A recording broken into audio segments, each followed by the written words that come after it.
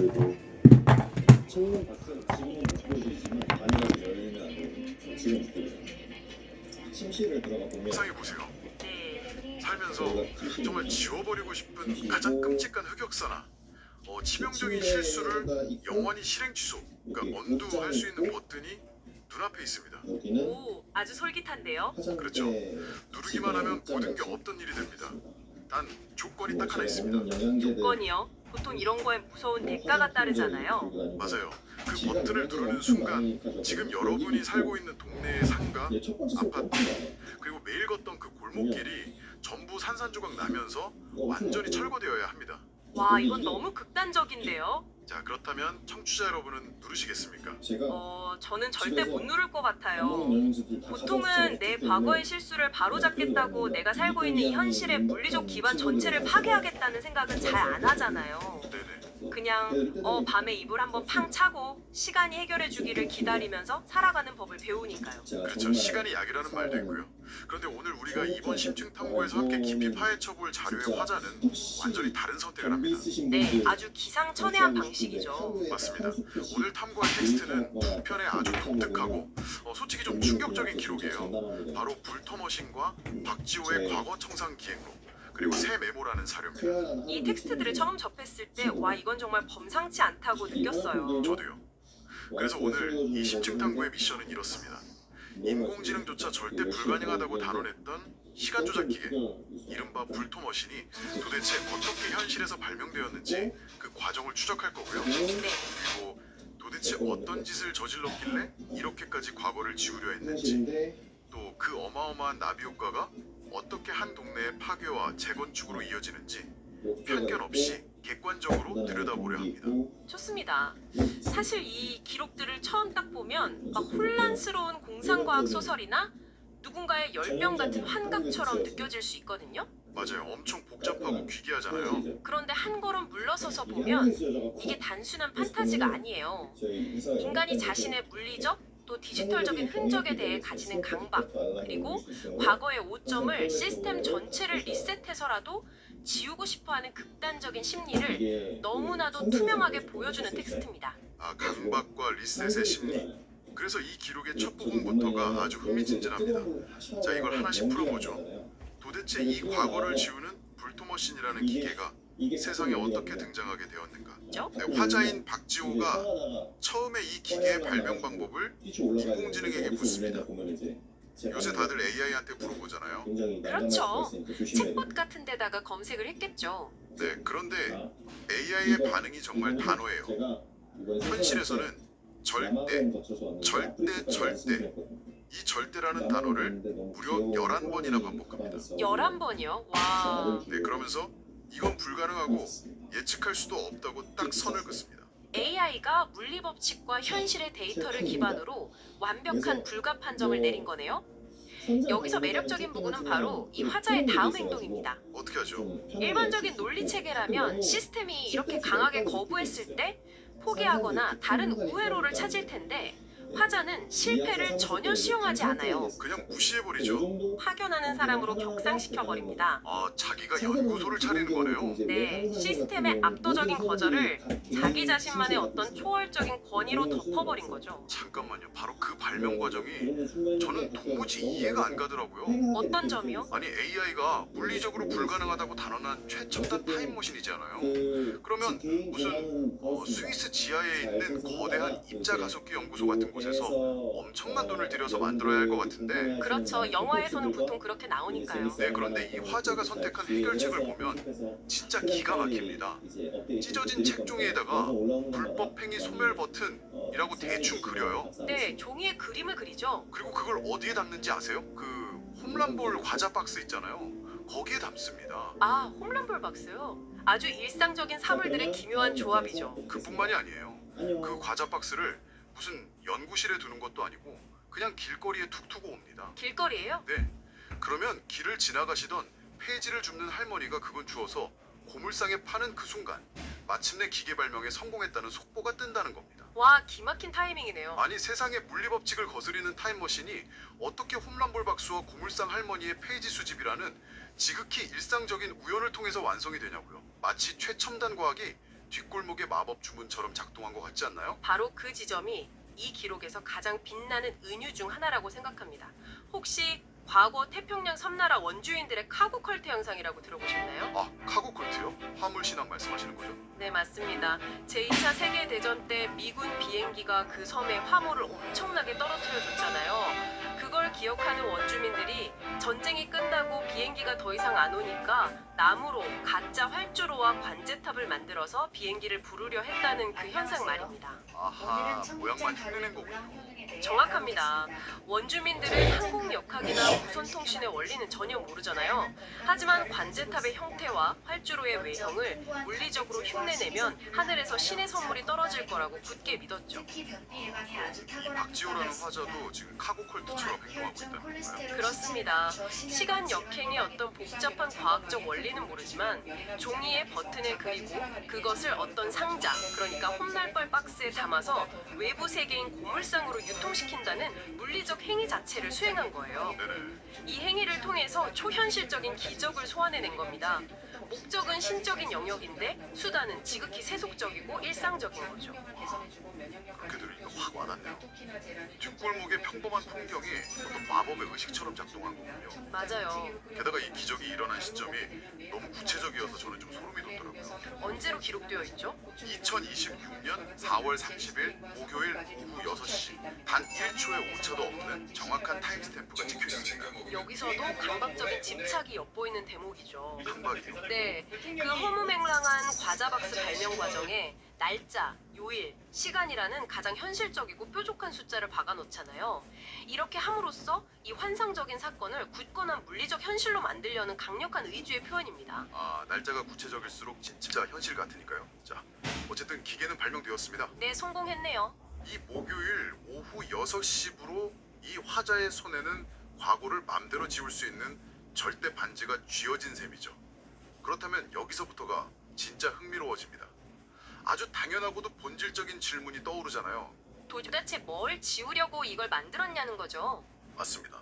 도대체 무엇을 없던 일로 만들어야 하는가? 이 텍스트의 본론이자 불토머신이 존재해야만 하는 원동력의 아카이브를 살펴볼 차례입니다. 기대되네요. 어떤 과거들이 적혀 있나요? 기록에 나열된 지우고 싶은 과거의 목록을 보면 정말 압도적입니다. 주의하실 점은 저희는 여기서 이 행동들을 도덕적으로 비난하거나 옹호하려는 게 아니에요. 철저히 기록된 사실만을 중립적으로 짚어볼 텐데요. 네, 객관적으로 봐야죠. 이 내용이 단순히 막 내가 옛날에 친구랑 좀 다퉜어 이 정도 수준이 아닙니다. 행동의 범위와 스케일이 끊임없이 확장되거든요. 제가 크게 세 단계로 나눠서 읽어볼 텐데 전문가님 한번 들어보세요. 네, 첫 번째 단계는 물리적 공공장소에서의 통제와 교란입니다. 공공장소요? 네, 아파트 층간소음은 기본이고요. 미용실 사장님을 곤란하게 만든 시각장애인 벨누르기, 그리고 화재 경보기를 작동시키려 한 시도들이 나옵니다. 화재 경보기요? 어디서요? 은평 어린이 발달센터, 인천공항, 가재울 중학교에서요. 장소가 아주 구체적이네요. 그렇죠. 또 있습니다. 에스컬레이터 거꾸로 타기와 손잡이 위로 올라가기, 그리고 우리 동네 식빵집, 세븐일레븐, 캠핑장, 은평 청소년센터 등등 온갖 장소의 에어컨과 공기청정기를 자기 마음대로 조작해서 엄청난 민원을 유발한 사건들이 쏟아집니다. 와, 리스트가 기네요. 여기서 일단 한번 끊어갈게요. 전문가님, 이거 왜 이러는 걸까요?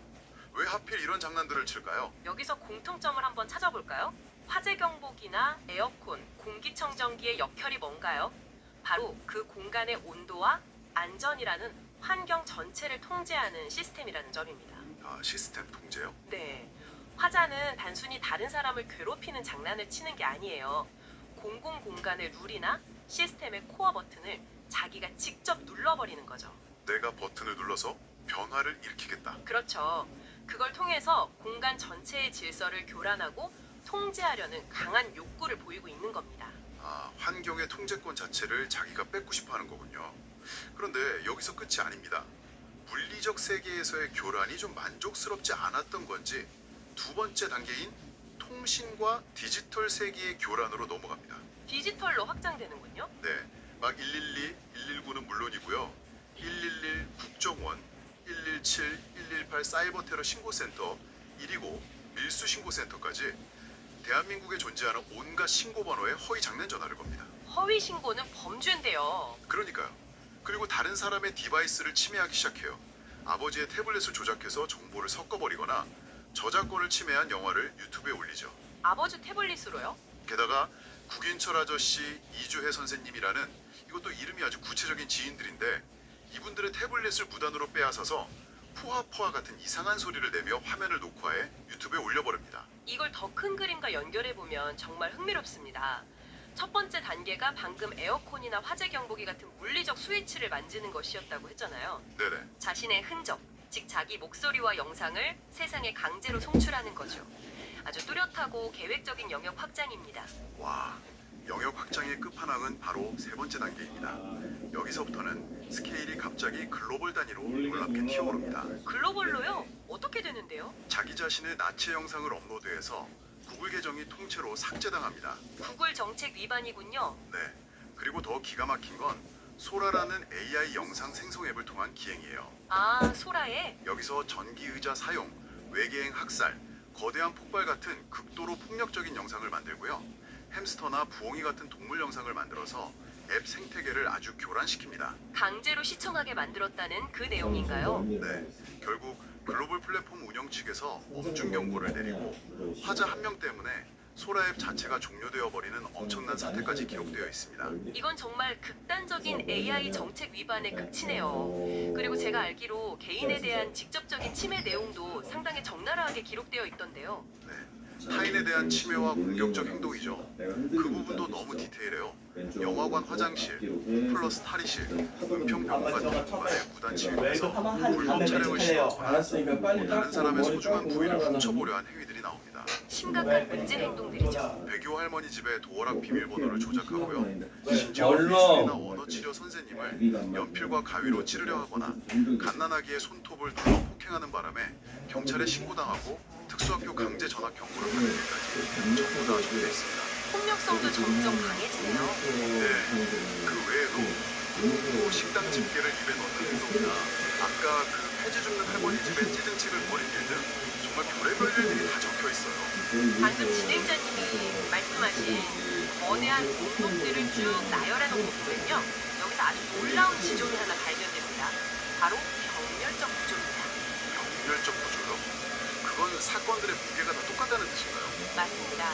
우리가 사회적 규범이나 법의 테두리로 볼 때는 식빵집 에어컨을 끄고 켠 민원과 선생님을 가위로 찌르려 한 폭행 시도, 그리고 글로벌 AI 앱을 셧다운 시키는 사건의 경중은 그야말로 하늘과 땅 차이잖아요. 완전 다르죠. 하나는 귀여운 장난 수준이고 다른 건 심각한 범죄니까요. 그런데 이 화자의 아카이브 안에서는 그 모든 것이 완벽하게 동등한 무게로 병렬 나열되어 있습니다. 아, 듣고 보니 그렇네요.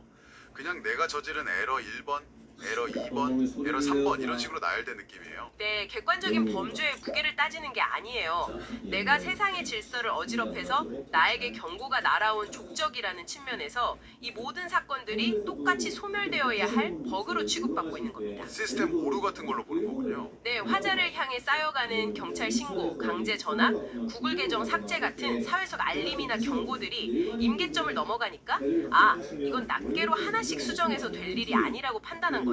그래서 불토머신을 만들려고 그 난리를 친 거군요. 하나라도 빠짐없이 전체를 한 번에 싹 밀어버려야만 완벽한 과거 청산이 이루어질 수 있다고 믿었기 때문에요. 정확합니다.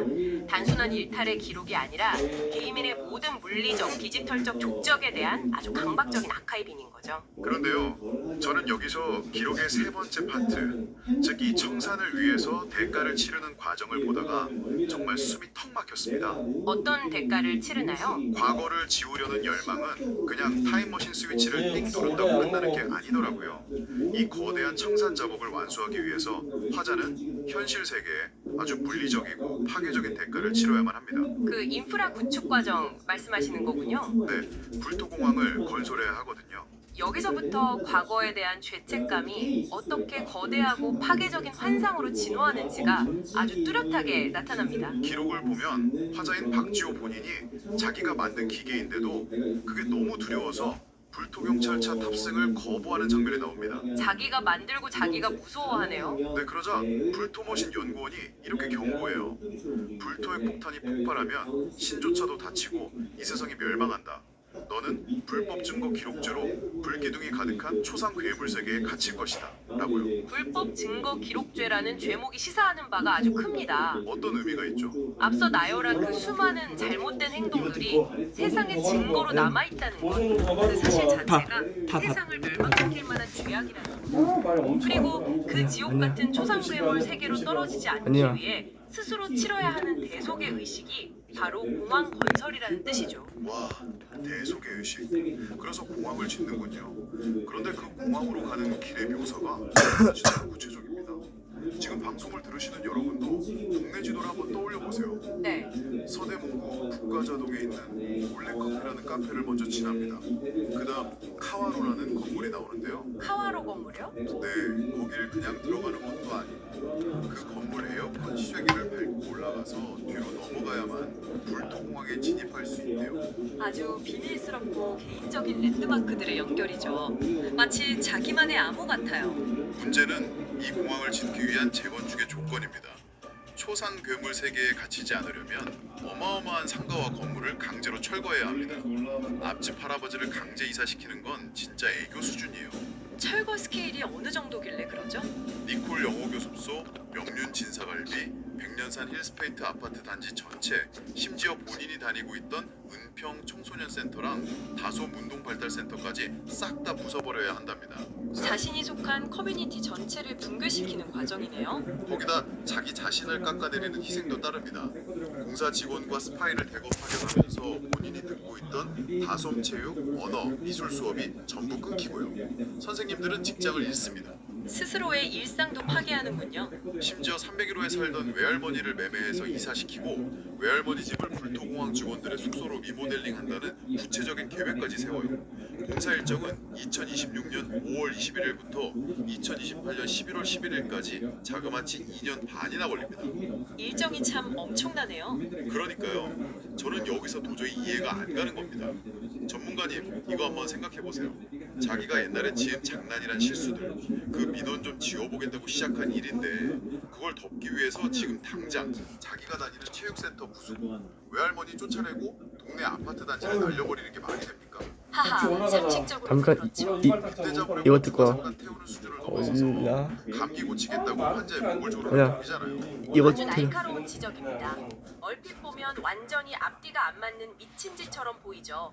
하지만 이건 아주 중요한 철학적 질문을 던지게 하는데요. 컴퓨터의 하드디스크 포맷 과정을 한번 떠올려 보시면 이 모순적인 상황의 인과관계가 완벽하게 맞아떨어집니다. 하드디스크 포맷이요? 갑자기 컴퓨터로 가나요? 네, 컴퓨터 운영체제에 악성 바이러스가 너무 많이 깔렸다고 가정해보죠. 화자가 겪은 층간소음 민원, 경찰 신고, 구글 계정 삭제 같은 일들이 끊임없이 팝업 창으로 뜨는 아주 골치 아픈 바이러스인 셈입니다. 아, 팝업창 짜증나죠. 이 바이러스가 너무 얽혀 있어서 폴더를 하나하나 지우는 방식, 즉 백신으로는 도저히 해결이 안 되는 단계에 온 거예요. 그러면 유일한 해결책은 뭡니까? 당연히 C 드라이브 전체를 포맷해서 날려버려야죠. 아예 공장 초기화로요. 맞습니다. 화자는 지금 자신의 삶이라는 시스템, 자기의 과거라는 C 드라이브를 완전히 포맷하고 백지 상태에서 새로 시작하고 싶은 겁니다. 그런데 시스템을 포맷하면 바이러스만 사라지네요. 아니죠. 내가 저장 그 거대한 모순적인 도시 파괴와 재건축 계획을 와다야.